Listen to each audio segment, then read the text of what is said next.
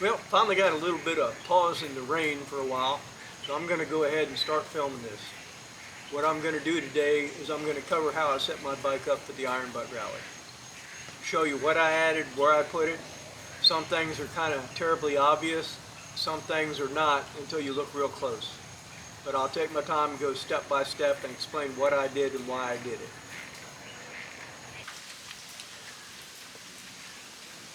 Starting with the back of the bike, got the racks and got the soft bags. I'm not going to get into a whole lot of detail about putting them on, things like that. I've covered that in 2 different videos. What I did is I put all my clothes and some of the lighter stuff on the right hand side. The right side sits out further because of the exhaust pipe down here. So I figured if it was further from the center line, I'd put the lighter stuff there. The other side being closer to the center line, I'd put the heavier stuff there to try to keep it balanced. Now on the top here, this is kind of like a small Pelican case. This one I actually picked up at Harbor Freight really cheap, but it does the same job.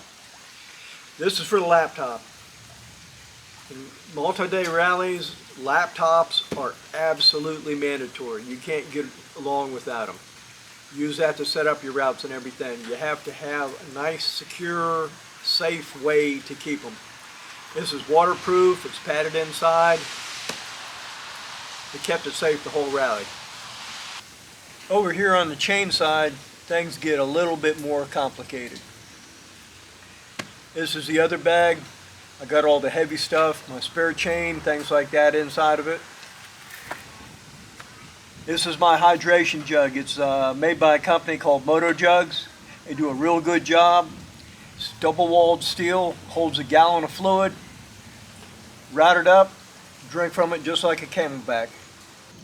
Moto Jug straps on, mounts directly to the foot peg. No permanent alterations, but it sits there good and solid and secure. I also run an extra strap from that to the bag just to give it a little bit extra firmness. Holds a gallon of water. When you get near empty, the best thing to do is just go inside and buy one of those 1-gallon things of spring water.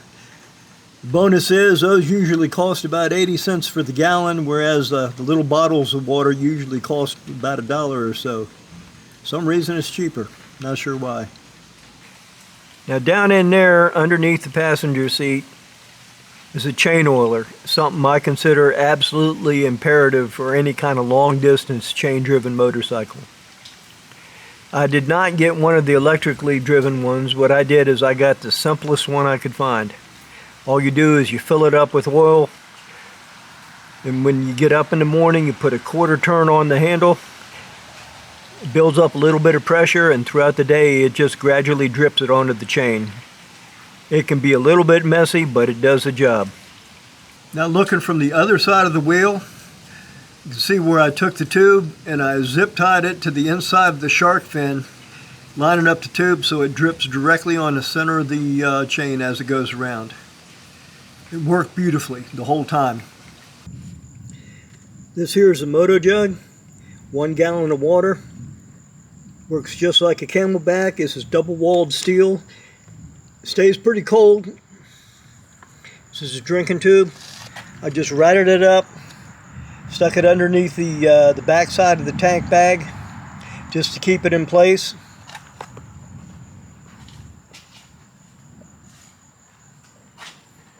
Run the drinking tube over the side. Up front at the triple tree, it's got a retractable leash. Just take a drink and drop it back down just like a normal Camelback drinking tube. Okay, now tank bag, real important piece of gear in a rally. Use it for all kinds of different things. Up top in the clear area, what I did was I wrote down each of the bonuses I was heading to.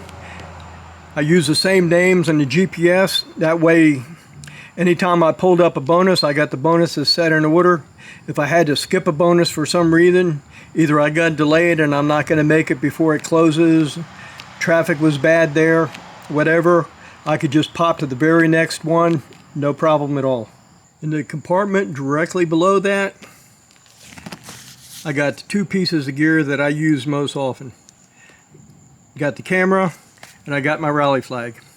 Now this is not the Iron Butt Rally flag. This is the 2021 Tour of Honor Rally flag. I'm still doing the 2021 Tour of Honor, and this weekend I'm planning to do a Iron Butt Extreme Run Tour of Honor here in the state of Florida. So I'm starting to set that up, get it ready to go. Below that is the main compartment. This is where you put everything important that you're going to be grabbing on a regular basis. Rally books, things like that. If you got paper maps that you need, that's where you put the paper maps. Anything of that nature.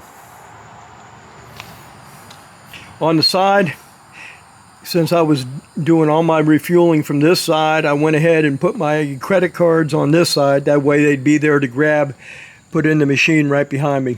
Keep it zipped up, that way you don't lose them. Up here is the way I set up my cockpit. It's not a whole lot of room to mess with. You know, you got your main display there. Over here is the Garmin. I use that for all my navigation on it. It's Garmin 595. Works pretty good as far as finding things. It occasionally does weird little things, and sometimes I outride it and it tells me to turn after I've already passed. But it's held up unbelievably well with everything else going on. Over on this side, you got the phone charger. It sits there in case important messages or emails get sent while I'm out riding. Then all the way up in the front here is a spot tracker.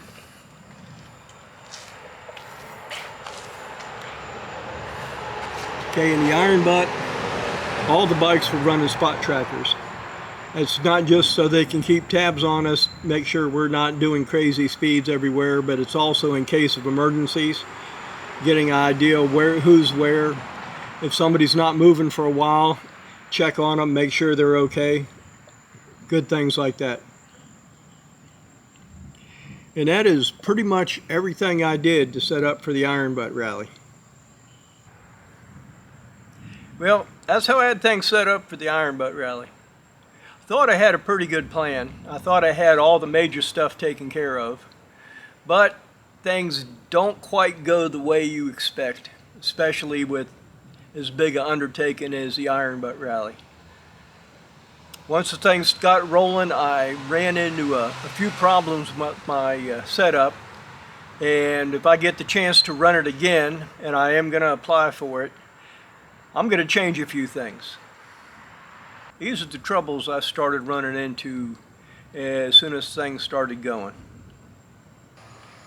Okay, one thing I specifically want to point out about today's video. This is specifically about running the Pan Am and the Iron Butt Rally.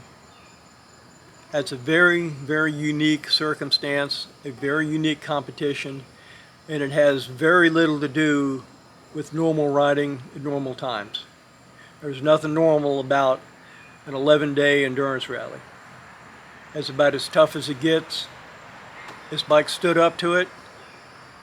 There were some good things, like the absolute reliability of the engine, and there were some shortcomings. But this bike was never intended to do the Iron Butt Rally, so of course there's going to be some shortcomings. Just keep that in mind as I go along. When I talk about things like the 5.5 gallon tank not being enough gas, well, I'm talking about for a specific thing.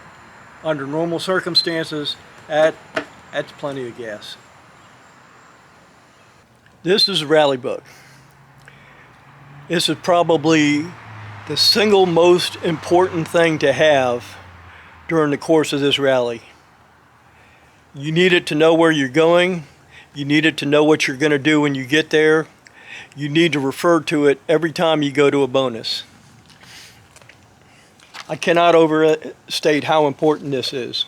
Every time you get to a bonus, you go down, it gives you exactly where you're going, what you're doing, what you need to do, the photos you need to take. If there's something else you need to take the photo, it gives you all the information, spelled out clearly exactly what you need to do.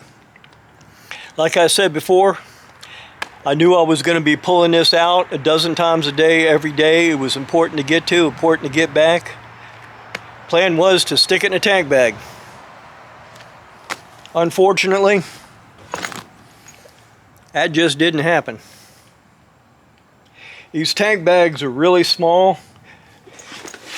They're cut down on the front so you can go full lock to lock. All that's nice, but it did not serve my purpose of putting it in there. Sticking it under the tank bag didn't work either. First off, because of the round shape, it wouldn't securely stay in there. Second off, because it was raining quite often during this rally, especially back and forth through New Mexico, and this book would get soaked and ruined. I didn't want that. So I had to come up with the alternative. This was my alternative. It's sitting back there. It's waterproof. It's right on top where I can get to it. So this is where I put it. There was one big glaring drawback with this. That was ratchet strapped to the bike. What that meant is a dozen times a day, every day, I was taking the ratchet straps off, opening it up, pulling out the rally back, shooting my photos, putting it back in there, strapping it back down. That is a huge waste of time. And everything in the rally, the one thing you do not have enough is time.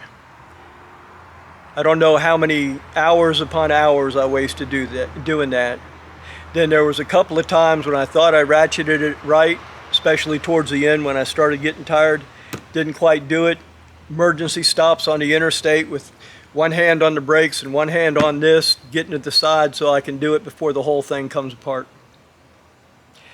If I do it again, I gotta have hard cases. This ain't gonna work. Second problem I had, it's right there. Phone charger. When we all lined up getting ready to go, when they started telling everybody to start their engines, second I started my engine, it died. No time to worry about troubleshooting or anything like that. I just pulled the phone out and tossed it in the tank bag. Every time it started running low, I had a spare charger battery. I just plugged it into that and ran it back up. Before I do another iron butt, I'm going to have to figure out what's up with this charger. It just died at the most inopportune moment possible. Fortunately, I didn't need the phone a whole lot, so it really didn't hurt me that bad. It was more irritation than anything else. Hey, this turned out to be a huge thing. Huge enough thing that I've already ordered the extended risers to raise up the handlebars. The seating position on this bike is a little bit sporty. You're leaning a little bit forward, which doesn't really seem like a big thing, even if you're running for 24 or 48 hour stretches. Over 11 days, that continual tension in the back of your neck and across the back of your shoulders builds. And it continues to build, and it starts wearing you out, and it beats you up. I'm picking them bar risers up because I need to find out if I can get in a position where I'm sitting straight up and down, where my back is relaxed and my neck is relaxed. On the short little one-day trips, off-road trips, stuff like that, it's not a big deal. When you're running 11 days and you don't have any time to recover, it just builds on top of each other. That is a huge thing. The bar risers have to be on there. If they don't bring it up high enough or far back up, I am not exactly sure what I'll do. I'll have to look into other solutions. But the bending over thing just ain't going to work for an 11-day rally. Another thing I found out running it light is the lights on this thing just are not up to par, especially when you're running down secondary roads at night in deer country. Low beams are kind of low. The high beams don't really reach out anywhere. They just kind of illuminate the sides of the roads a little bit. Unfortunately, the auxiliary lights were on back order like everything else for this bike. I'll have to see how those things work out. And if they ain't up to snuff, I'll probably just get me a set of Clearwaters. Those are some super high intensity lights that everybody else seems to run. One thing I will say though, those turning lights on this thing, they work pretty good. I like those. When I was doing those sharp switchbacks up in the mountains, they would illuminate the corner and let me see where all the rocks that had fallen down the hill were. Another time waster I had was the tank bag. As you can see, it half covers up the filling cap. You got to pull the tank bag off every single time you're going to fill it. This is all just an extra waste of time. I got to the point where I was trying to do it like this, but then the issue was you put it like that and you come out with the nozzle half the time, this would be popped back down again.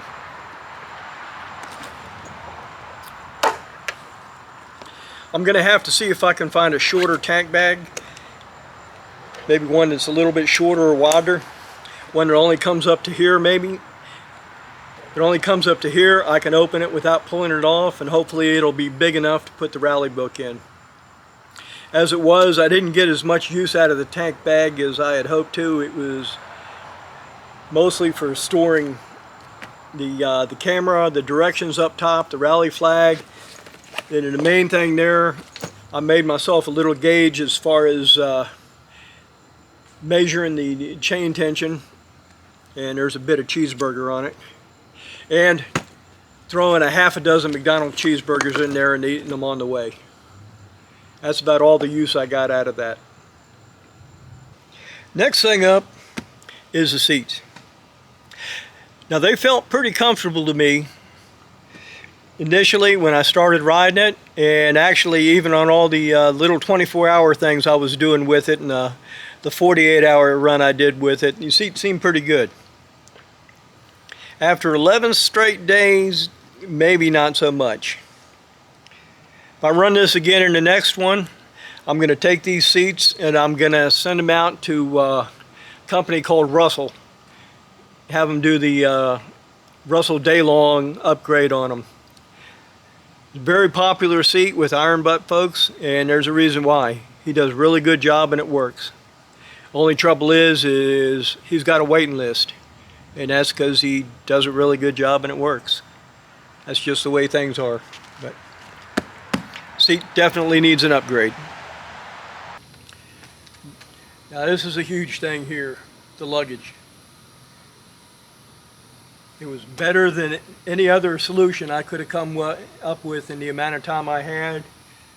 The addition of these racks were a huge thing that helped me, but when it came down to it, it just did not do the job. I mentioned in the beginning that I had all my rain gear in here set and ready to go. I was in New Mexico. I was running down the road about 75 degrees, and then all of a sudden we get hit with the most bizarre rainstorm I've seen, and I've seen a lot of really weird rainstorms in New Mexico. Temperature dropped all the way down to 58, and the skies just opened up. I thought New Mexico was a desert, much to my surprise. I pulled over, grabbed my rain gear, but the trouble is, this is what it takes to grab my rain gear. Now this is in the midst of an absolute torrential downpour. It ain't so much raining as they just kind of stood up the water and pushed it on us.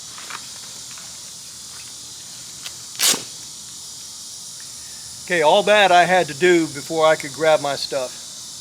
By this point, I was already soaked all the way to the skin. Because of the temperatures we were running in, I didn't have those rain inner linings in my jacket. I was just planning on throwing rain gear over top if I got hit. Well, I got hit, and I got hit hard, and I was soaked to the bone. Eventually, I wound up taking my rest bonus early, and part of it didn't count because it was on the wrong day. Just because I was so cold, I was having trouble holding on to the handlebars. Hard cases would have popped open fast enough. I still would have got wet, but I would not have gotten as horribly soaked as I did.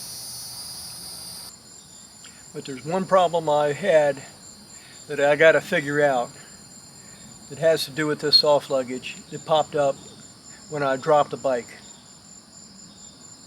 Okay, now dropping the bike, that's entirely on me. It's got nothing to do with the Pan America. I was tired. It was day 10. I was running completely worn out Anarchy 3s. And Anarchy 3s are sketchy at best when you leave the pavement, even when they're brand new. And there was a bonus down about a half a mile Jeep trail. And I figured I could do it. It's only a half a mile. And that's not how it worked out. I got about a quarter mile in, and I hit a sand pit, caught the edge of something, and I went down hard. I went down ridiculously hard. I went down hard enough, I dented the double wall steel moto jug. As it turns out, this bike here is pretty top heavy. I'm guessing the center of gravity is up there somewhere around the top of the cylinder heads. So once you get past a certain point, it just goes down, which it is what it is. The BMW was kind of like that too. The BMW 800, not the 1200s. Those have nice low center of gravities. What the problem was, these soft cases just kind of compressed. The bike went completely down, went into the sand all the way until it was leaning up against here, and there was absolutely nothing for me to grab to pick the bike up. I couldn't get to here, I couldn't get to here, it was nothing. Pushing on this, that wasn't doing a thing. After about 5 hours, I was able to flag somebody down who was willing to help me get this bike standing on its two wheels again and get moving. But 5 hours is a lifetime in the Iron Butt Rally. You're trying to shave off a minute here and a minute there, and if you do that, you're feeling good about yourself. Now what I'm thinking is if I had the hard aluminum cases, when it went down like that, it would have went down, hit the aluminum cases and stopped. It would have been sitting high enough I could get my hand in here and grab some metal between the metal and the handlebars, which are kind of at a really bad angle. I probably would have been able to get it up high enough to get my hip under it, muscle it straight back up again and get moving. But the way it sits right now, it just ain't gonna work. So, 2 people can lift this up, but that's just not a satisfactory answer. If I'm gonna use this thing in rallies, I gotta be able to do it all by myself. Now I had a few folks talking about a moto jack. There is a jack system you can lift it up with, but that takes time, and once again, time is something that I just don't have on one of these rallies. So I'm going to put the aluminum cases on it as soon as they come in. I'm going to take it in the backyard. I'm going to flop the whole bike down on its side and see if I can pick it up by myself. If I can get it up by myself, there's a good chance I'll be running this in the next Iron Butt Rally, because this thing just ran amazingly well. Can't lift it up by myself, that could be a game killer. Just gonna have to wait and see. Now beyond the things I'm talking about, the only other thing that I'd be thinking about for the next Iron Butt Rally is running an auxiliary fuel tank. Right now, with the 5.6 gallons I got, I'm generally getting somewhere between 220 to 240 miles per tank. And that has me stopping roughly every 4 hours or so. That sounds like a long time, but when you're dealing with something like the Iron Butt Rally, that's a whole lot of gas stops.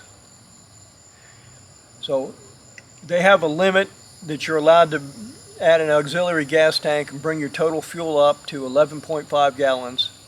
So I'm going to see if I can get a tank made, and probably about somewhere around a 5.5 gallon tank or so. I want to get it up close to 11.5 gallons. That'll give me a little bit closer to 8 hours run time before I have to stop, and that'll work out a lot better on these 11-day rallies. It'll also give me the more range I need when I start getting into some of these weird remote locations. When I ran down to Douglas, Arizona, I asked one of the locals if they had a gas station down there, and the local mistakenly told me that the gas station was closed due to coronavirus. I wound up taking a 28-mile detour about halfway there to go get gas to make sure I had gas. So that's a round trip. That's another hour wasted. If I was running 11.5 gallons of fuel, like over half the field was in the Iron Butt rally, I wouldn't have had to do that. That would have been another hour saved. All these hours add up. Also, I wouldn't have wound up with the problem I wound up in upstate New York. After I left Niagara Falls, I was heading straight east to some pretty remote areas in the center of New York, and it didn't dawn on me that it would be hard to get gas in New York. For some reason, mentally, I had in my mind there were gas stations everywhere. I flat out ran out of gas one time in New York. I was able to get enough gas to get to a gas station. Then there was a second time I missed my exit and would have run out of gas, but I had to walk it back on the side of the road to where the exit was before I could get off. Those are two more times I wasted all kinds of time. So there's a lot of room for efficiency in my performance. But overall, I finished the 11 days. Technically, I did not finish because I did not get enough points. But I learned a lot. There's a lot of lessons I took away from this. And even if the bike is set up the same way now, next time, I'm pretty sure I could finish pretty easy. If I can get any of these parts I've been talking about, it'll make things work a whole lot better. And I'm almost guaranteed that I'll wind up being a finisher unless some catastrophic failure happens, which can happen during the Iron Butt. 11 days, 11,000 miles, a lot of weird things happen during that time. Well, that's it. That's all for now. Go ahead and put this together, get it on YouTube. Any questions, comments, suggestions? Let me know what you think.